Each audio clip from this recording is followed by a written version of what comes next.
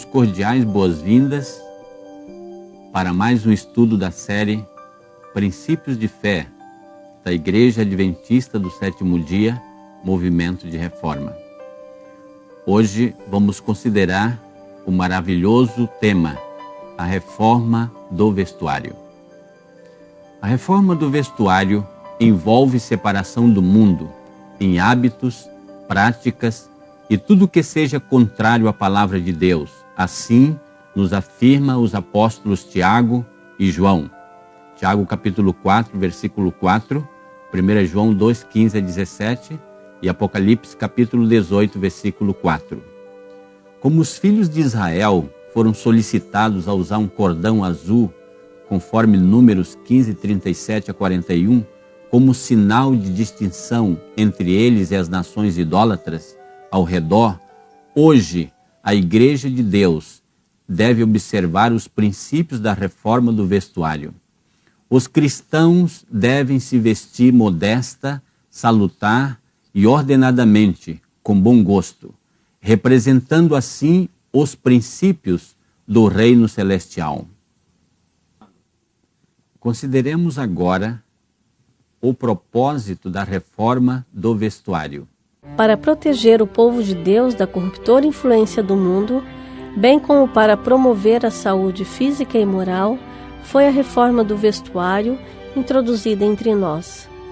Não foi ela planejada para ser um jugo de escravidão, mas uma bênção, não para aumentar o trabalho, senão para poupar trabalho, para poupar gastos e não para acrescentar gasto com vestuário.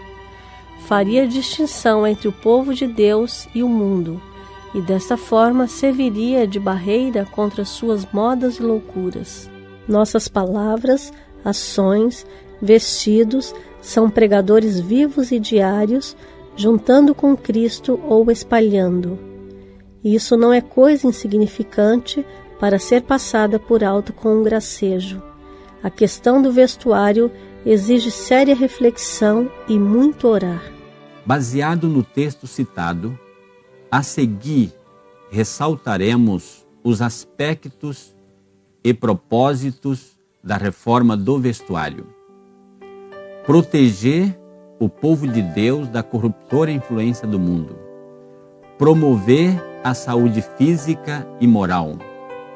Foi ela planejada para livrar do jugo de escravidão e ser uma bênção. Para poupar trabalho, para poupar gastos e fazer distinção entre o povo de Deus e o mundo e servir de barreira contra suas modas e loucuras.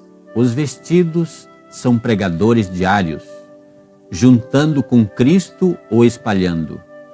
O assunto do vestuário não é coisa insignificante e exige séria reflexão e muita oração. A Bíblia põe ênfase na modéstia e no respeito próprio, proibindo modas e costumes extravagantes e sem modéstia tanto para os homens como para as mulheres.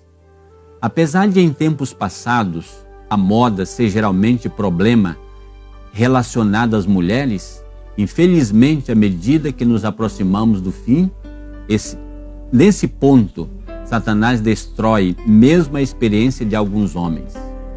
Modelo de roupas apertadas, aberturas, shorts, tecidos transparentes expondo a nudez, calçados insalubres, joias e amor às modas nocivas à experiência cristã são proibidas na palavra de Deus.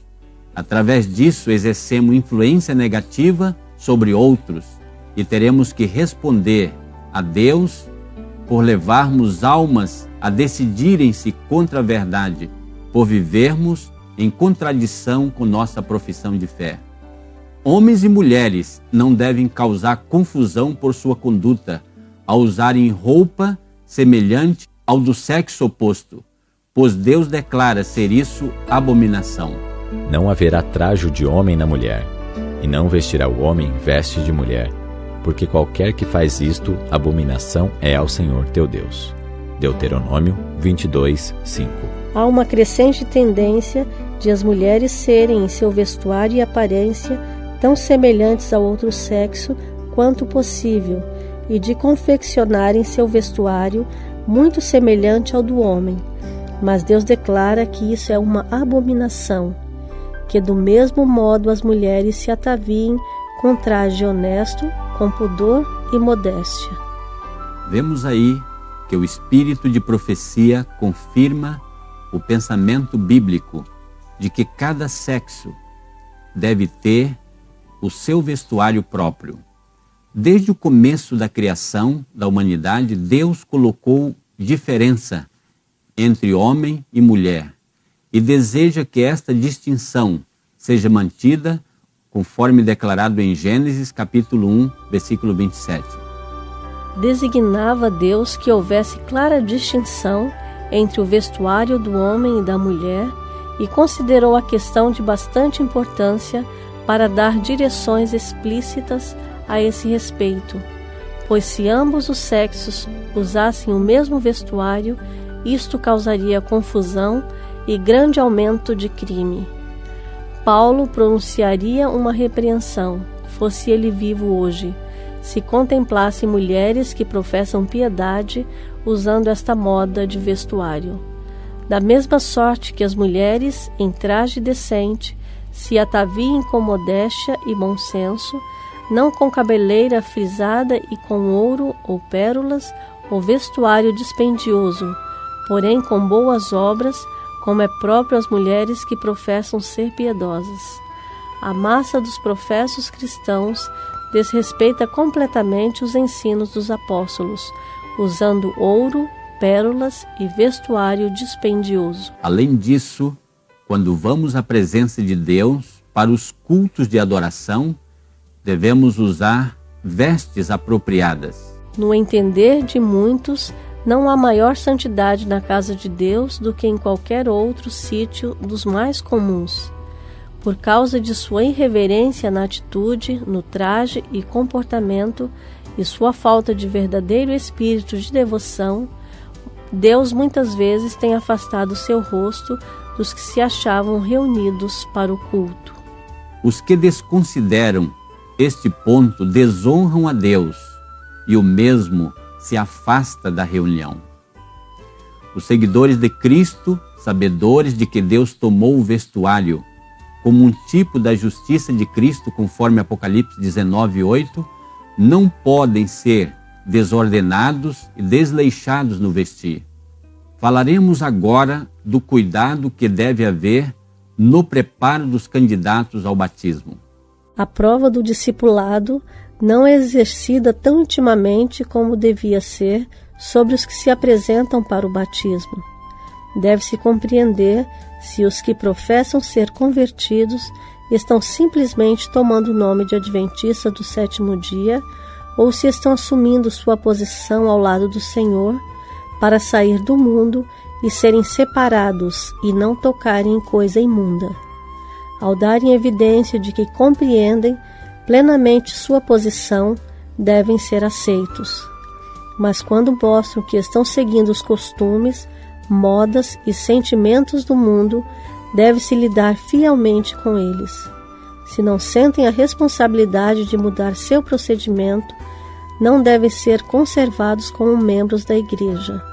O Senhor deseja que os que compõem a sua igreja sejam mordomos fiéis e verdadeiros da graça de Cristo. Os candidatos ao batismo não têm sido tão escrupulosamente examinados em relação ao seu discipulado quanto deviam ser. As exigências do Evangelho devem ser estudadas a fundo com os batizandos. Um ponto sobre o qual cumpre instruir os que abraçam a fé é o vestuário, assunto que deve ser cuidadosamente considerado da parte dos recém-conversos. Revelam vaidade no tocante à roupa? Acariciam o orgulho de coração? A idolatria praticada em matéria de vestuário é enfermidade moral. Não deve ser introduzida na nova vida. Na maioria dos casos, a submissão às reivindicações do Evangelho requer uma mudança decisiva em matéria de vestuário.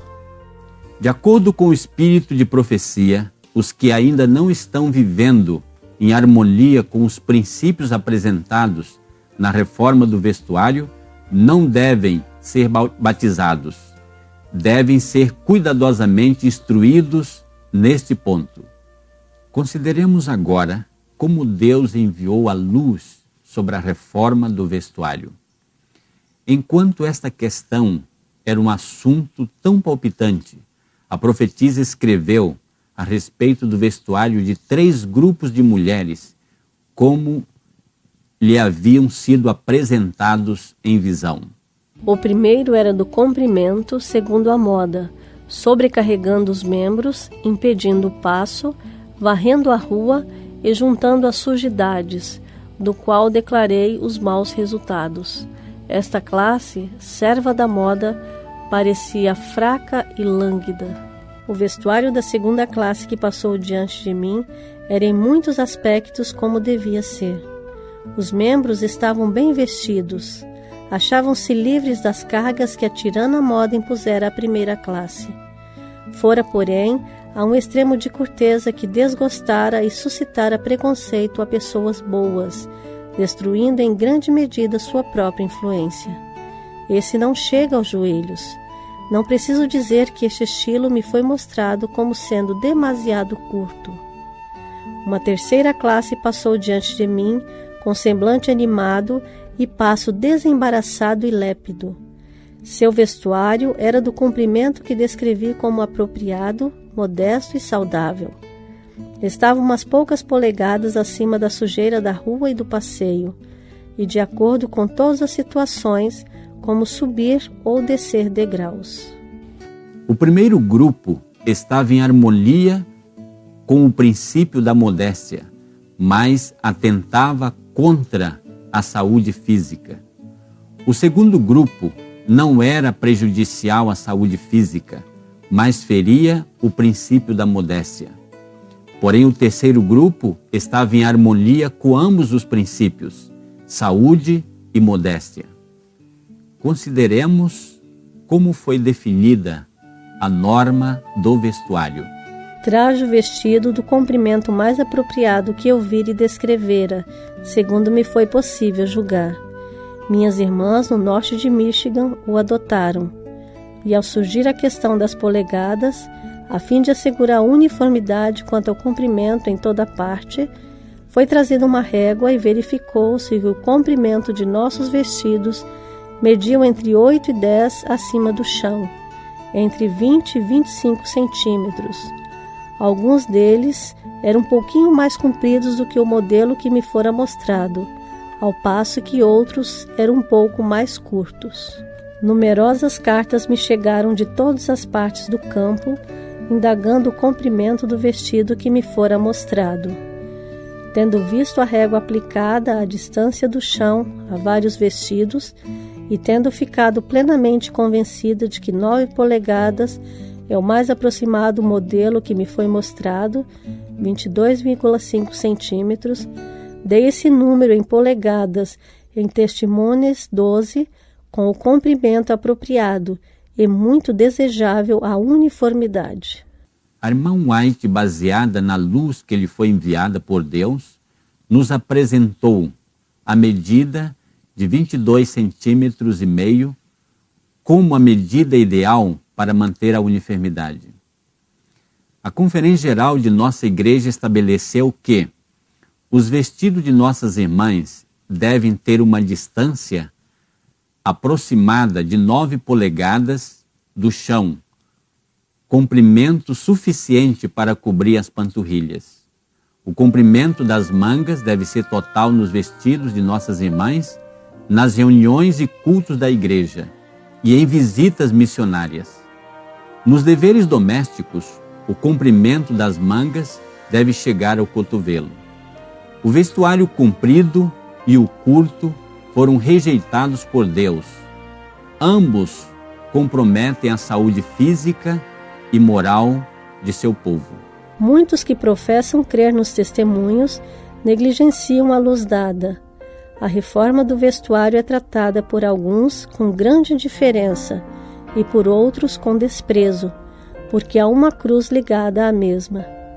Por essa cruz dou graças a Deus. É justamente aquilo que precisamos para distinguir e separar o mundo, o povo de Deus que guarda os mandamentos. A reforma do vestuário funciona para nós como o cordão azul para o antigo Israel. Os orgulhosos e os que não têm amor pela verdade sagrada, que os separará do mundo, demonstrá-lo-ão por suas obras. Louvamos a Deus, porque como Pai amoroso, nos deu sua orientação sobre este assunto. Deu-nos um modelo ideal que foge de ambos os extremos. Modelo este apropriado, modesto e saudável. Devemos aceitar de coração essa maravilhosa dádiva divina, pois a mesma se constitui um dos distintivos da Igreja remanescente. Concluímos esta preciosa mensagem com a saudação apostólica. A graça do Senhor Jesus Cristo, o amor de Deus e a comunhão do Espírito Santo seja com todos vós. Amém. Ah, como pulsa o coração quando nos lembra a antiga fé que revelaram nossos pais quando da morte faz a pé. Bendita fé dos nossos pais, inspira os nossos arraiais. Bendita fé dos nossos pais, possamos nós dizer